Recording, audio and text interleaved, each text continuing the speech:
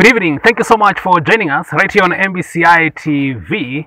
The program on board is Mwanga, Uongozini. These are your show that tackles matters in the society, key issues taking place in the society, and also giving you an opportunity to contribute and also to participate in the conversation or in the discussion. Today, we want to look at a matter that has been of major significance and major concern in the recent days, that is drug and substance abuse. Most of our youth are actually getting into this particular matter, and we want to find out what is it that needs to be done. Where did the rain start beating us? What is your role as far as this is concerned, so that we can actually salvage our society? And we have a guest who has an experience in this particular sector, in this particular subject, and she'll be of value, she'll be of major significance in our discussion today. This is Nancy Gashoka, who is the Executive Director, Gender Sensitive Initiatives, and also the immediate former chair, Tobacco Control Board. Thank you so much. Karibu sana to this particular program. Thank you very much. Thank you so much, and we look forward to you giving us insight and also helping us to see what is it that needs to be done as far as this particular area is concerned. Remember, you can also give us your contribution. You can give us your feedback on our social media pages, that is MBCI TV, and of course we'll be glad to also see what are some of your responses and also some of your reactions as far as our discussion is concerned. Once again, karibu sana Bi Nancy Gashoka, and of course this is something that has been of major significance, major concern in the society, the prevalence of drug and substance abuse in our country, especially among the youth.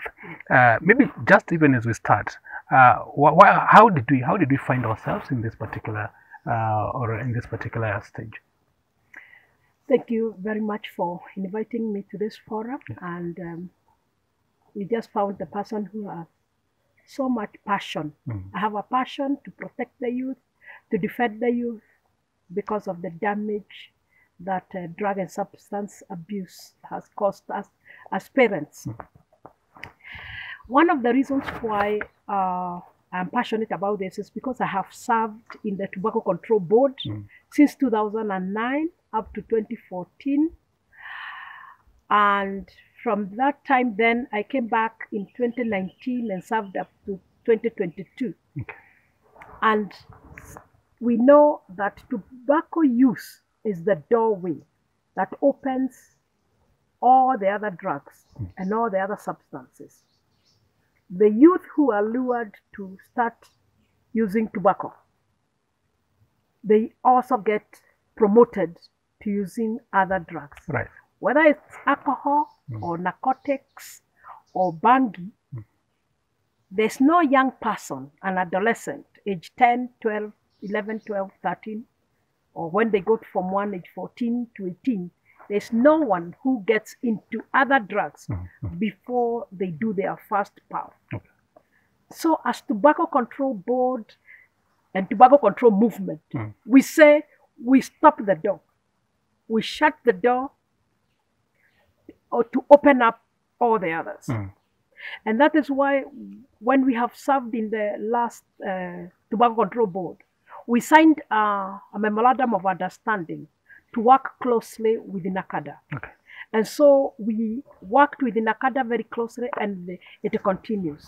So why you asked me the question, where did the rain start beating us?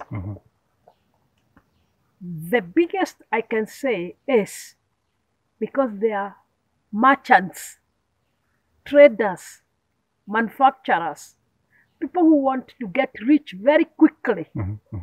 And since the youth are vulnerable, they try to first of all get the youths to start using. And they know they'll have permanent customers for life. So there's a greed and a profit motive that has made drugs, tobacco available. Number two is when they do their first puff and they are encouraged. If they use tobacco for 2 weeks, then they get hooked because the nicotine in tobacco is highly addictive. and there is a desire to continue doing it. Because so the merchants and manufacturers, they exploit that addictive nature of the nicotine in tobacco.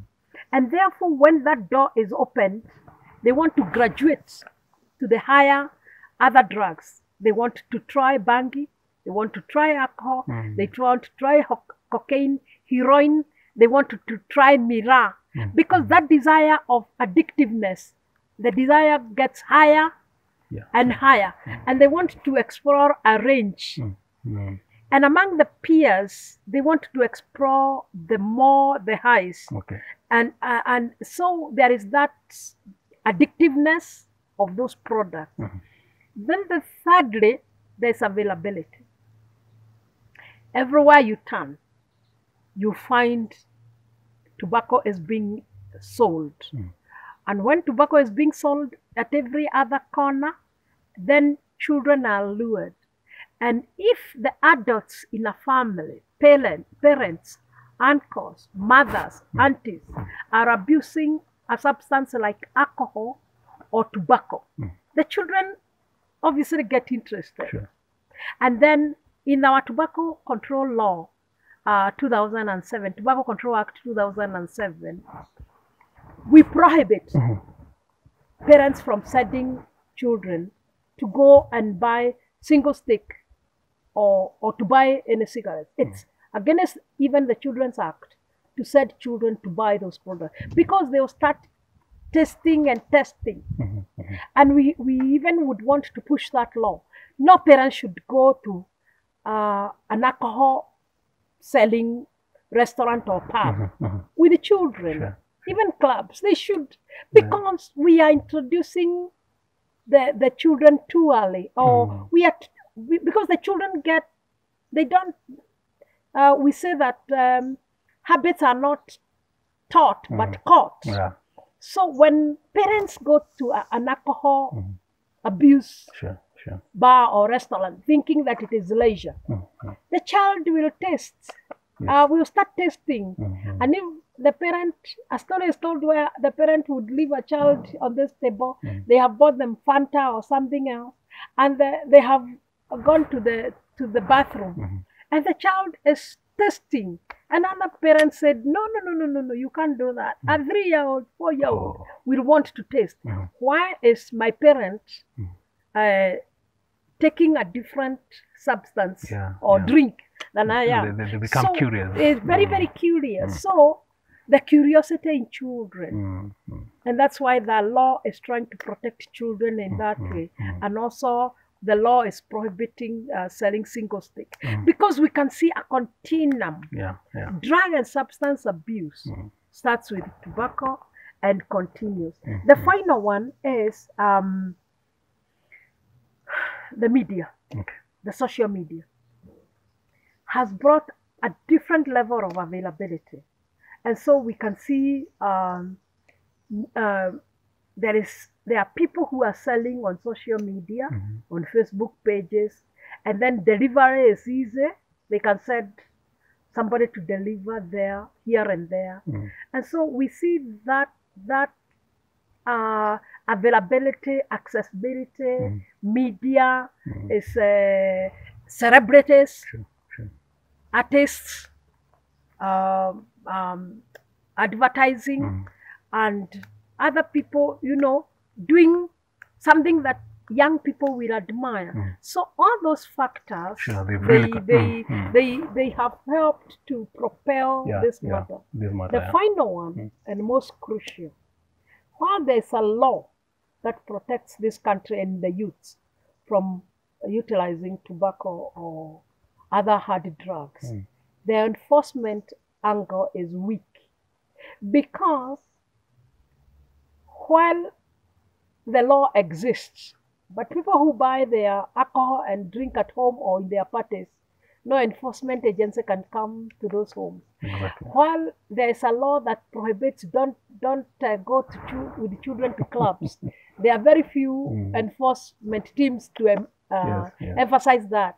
While the law prohibits the sale of tobacco or other drugs in in whichever way, marketing in social media or anyway, the enforcement cannot be everywhere. Sure. And actually, that's a point that I wanted you also to contribute on, because there's been that debate on drug and substance abuse, the law versus the morality.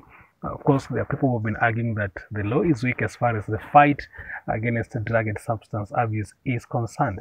But now then, when you talk about the aspect of morality, and because it seems like we've lost so much, maybe from your experience, how is this supposed to be balanced? I come from the angle of protecting the future generation. I want the best for my children. I want the best for my grandchildren. And I should want the best for your children and for the next neighbor and the next neighbor. I would like every manufacturer, every seller, every person to think about the person they see destroyed by drugs or tobacco, or cancer patient with throat cancer or lung patient, or somebody destroyed by alcohol, and the lives that have been destroyed. If each one of us Kenyans, we think about somebody you have seen who had a very high potential, was an A student, or was an engineer, or a doctor, and have been destroyed by use of any substance. And you think if that one, or somebody lying in a hospital with cancer and their throat has been ravaged or their lungs, this question of morality versus the law would not arise because it would pinch each one of us. When somebody is lying in hospital at Kenyatta National Hospital or KU Referral Hospital or Moi Referral or any other hospital, and they are dying with the cancer of lungs, or they are dying with the cancer of throat, and they have been perforated. And if you see somebody who was an A student, or an engineer, or a medical doctor, or a parent who have used alcohol, and they cannot care for their own children because they were destroyed by either alcohol abuse or any other drug, then the question of morality would not arise. The question of enforcement, because each one of us is pinched. We are all affected or destroyed, by substance abuse. So we would all be rising up to say no to drugs and substance abuse. We would all be saying no to this sale. We would also be protecting the upcoming generation, protect parents, students. When you see... Yeah, because Nancy, as you put it, one of the causes that you've actually even mentioned is a campaign in the media. Now, because now at the moment, maybe we cannot really see maybe any short-term measures that we could really maybe be able maybe to have or maybe to put into effect as far as the media campaign on drug and substance abuse is concerned. So how do we counter this particular campaign that is actually luring most of these youth into substance and drug abuse? There are many ways of skinning a cat. My one major way is appealing to all parents. When anyone becomes a parent, they become very sensitive to this small human being, and they want the best for that human being, up to whichever age. For me, that is one angle that we should use. While there is a drug baron somewhere, while there is somebody selling through the media, the Facebook or so on, while there is somebody abusing the law or hiding, which is a criminal activity, especially selling drugs, bang, cocaine, heroin, all those, while there is somebody defying the law and opening alcohol dens from 8 o'clock in the morning until the following morning. when there's somebody abusing the law and hiding the law enforcer or corrupting the law enforcer, I would like to approach this whole question of drug and substance abuse through parental love. Okay. Because no parent would want to see their child lying in trenches because they abused alcohol. No parent would want their Form 1 child abusing tobacco. No parent would want their high school child abusing bangi or heroin or cocaine. Yet there are so many parents, and I would want you to actually carry on that particular point when we take this particular short break. You're still watching the program Mwanga Uongozini. I'm having Nancy Gashoka, who is the Executive Director, Gender Initiative, Sensitive Initiatives, and also the immediate former Chair, Tobacco Control Board in Kenya, or actually in the country, helping us to see and find out what is it that needs to be done to actually mitigate the effects of substance and drug abuse, and actually even maybe end the same in totality. Continue giving us your feedback on our social media platforms, and we'll be glad to also see what are some of your responses as far as this particular conversation is concerned. We take that particular short break. Don't go far away. We are coming back with plenty more.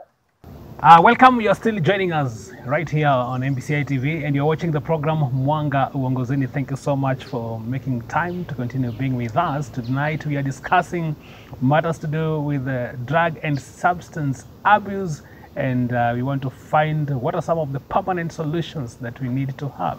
And of course, as a viewer, as a Kenyan, as a citizen, also in the society, you have a role, you have a contribution as far as this particular phenomenon is concerned. And to help us get into the heart and the soul of our conversation tonight, I'm being joined by Madam Nancy Gashoka, who is the Executive Director, Gender Sensitive Initiatives, and also former immediate Chair, Tobacco Control Board in the county. And of course, with her wealth of experience, we'll be able to shed some light and also offer solution and a way out, and even to help most of our youth who are affected by this particular scourge. And just before the break, Nancy, you're talking about the issue of parents, but there are those who today are saying today's parents are not concerned, they don't care, and most of them maybe would just see their children maybe just, or maybe even their teenagers just getting involved in drug and substance abuse, and they'll pay no attention. And some of them are also being accused of being absentee parents,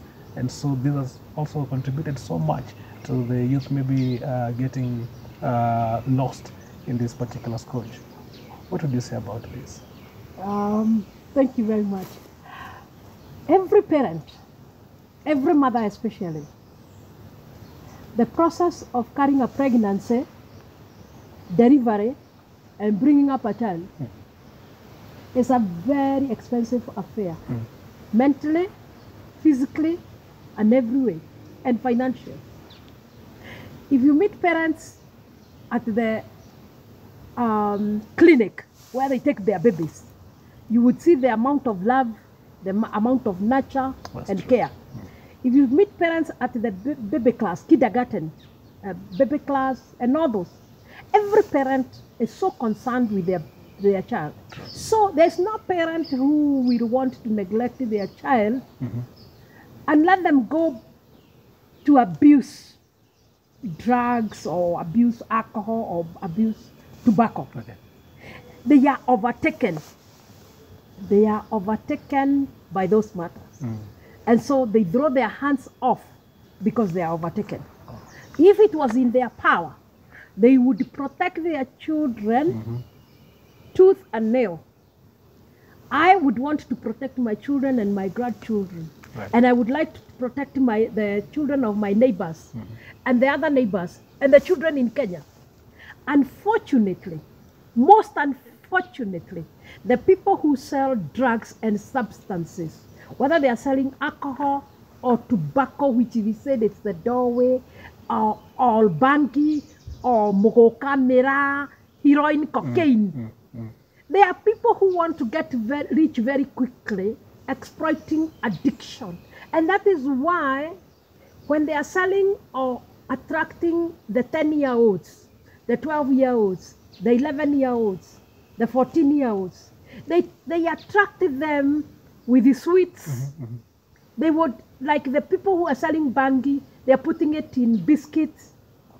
The people who are selling this and the other, and even in the first puff for a child, they kind of beleza. They target the unsuspecting. They target the vulnerability, so that they are targeting them with addiction. You're right. And that is why we stopped advertisement with the billboards near schools. And that's why we stopped sponsorship of any games or drama festivals or music festivals by the tobacco industry.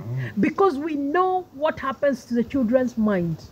That's why we stopped single stick selling.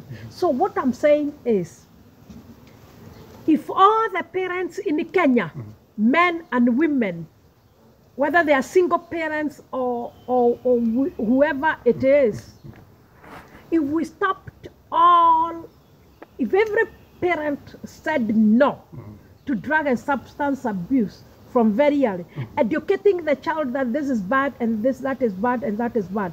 If the whole Ministry of Education, and I'm so happy because they put it in their curriculum, even in the curriculum of the primary school, if every teacher, every stakeholder in the education sector, everybody rose up in arms, if all the churches, the religious community, Muslim or Christian or Hindu, if all the parents stopped abusing either any type of drug, whether it's tobacco or alcohol or cat in homes, shisha, that's why we banned shisha, because it was being used at home. So if all of us took this seriously, that we are not campaigning against your business, we are campaigning and protecting the mental health and the physical health of Kenyans and our children, however old. We are protecting their health. We are protecting them from, first of all, getting addicted.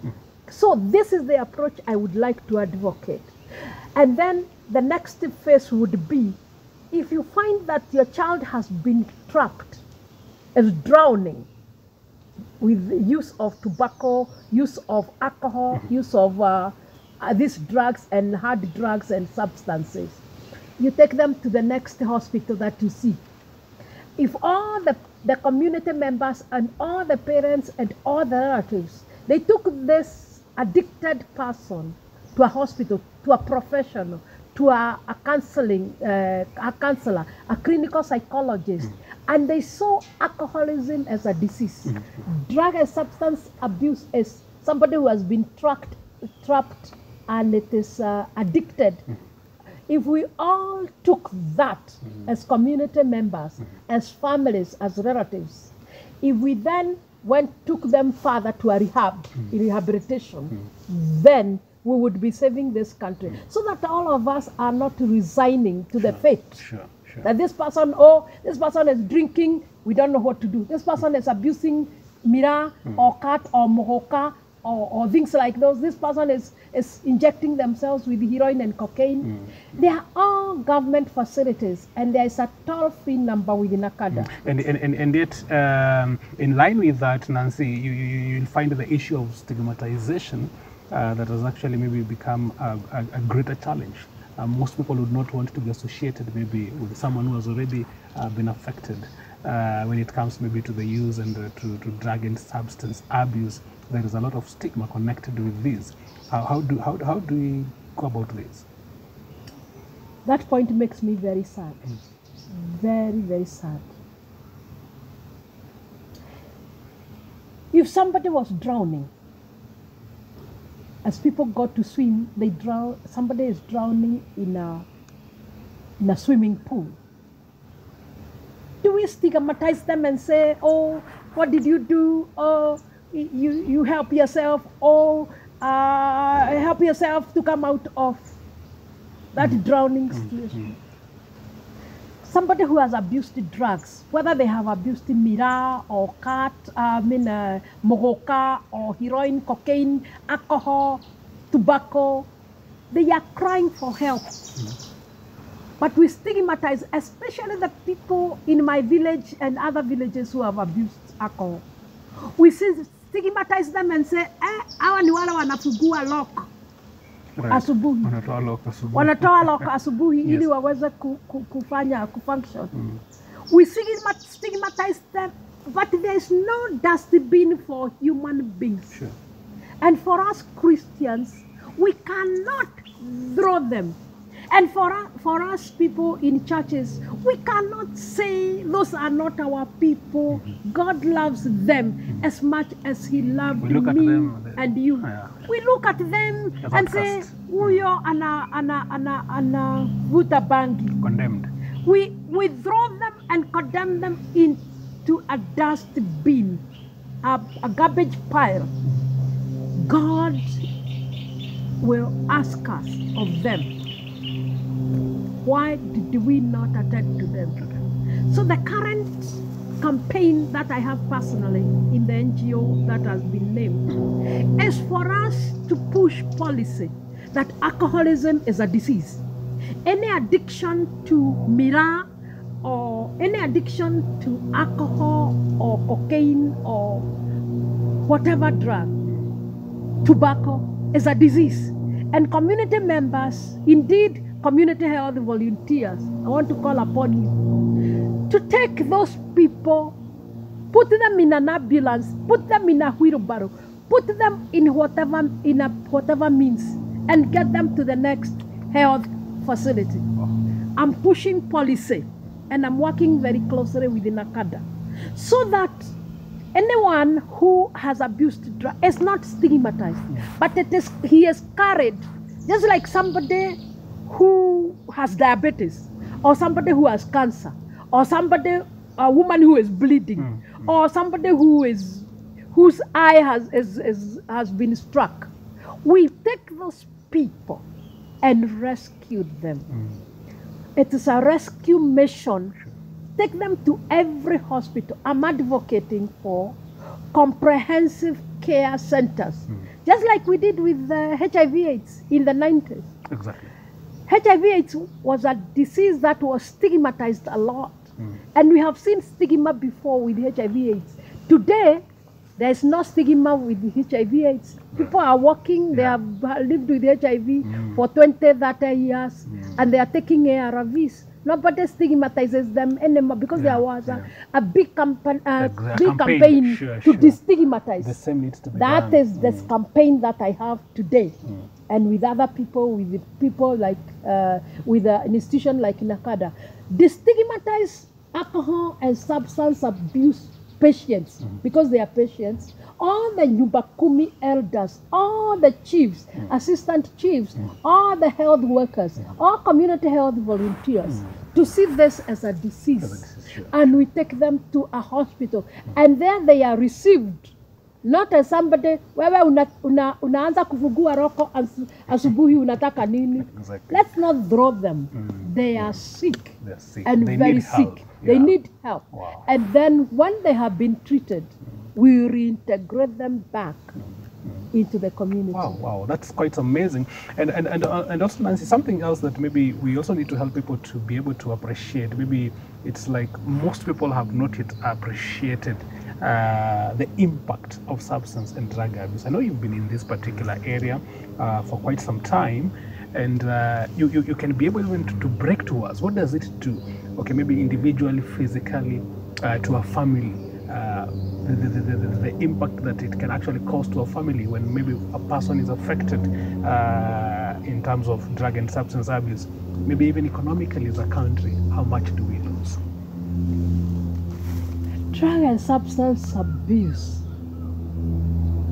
is the biggest poverty propeller. It propels poverty in 3 ways.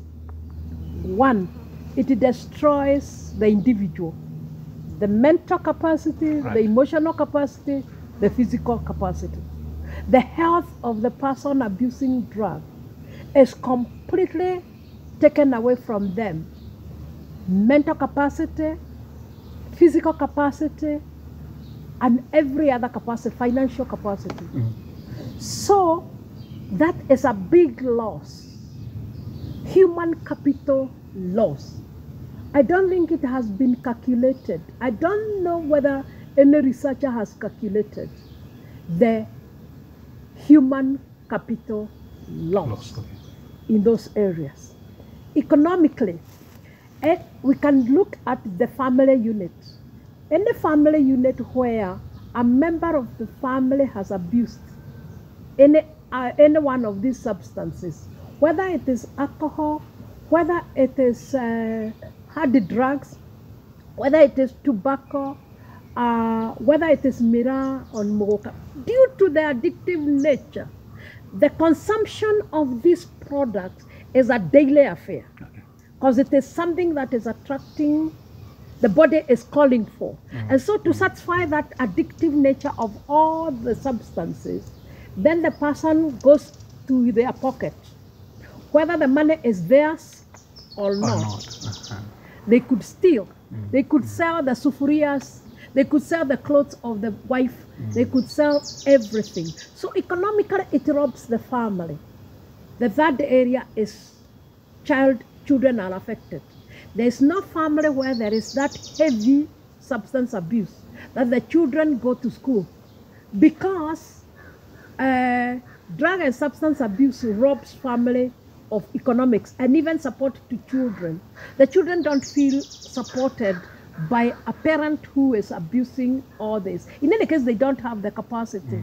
So then it produced a genealogy of poverty, because the grandfather who abused alcohol and other substances, the children did not get good enough education or were not well off.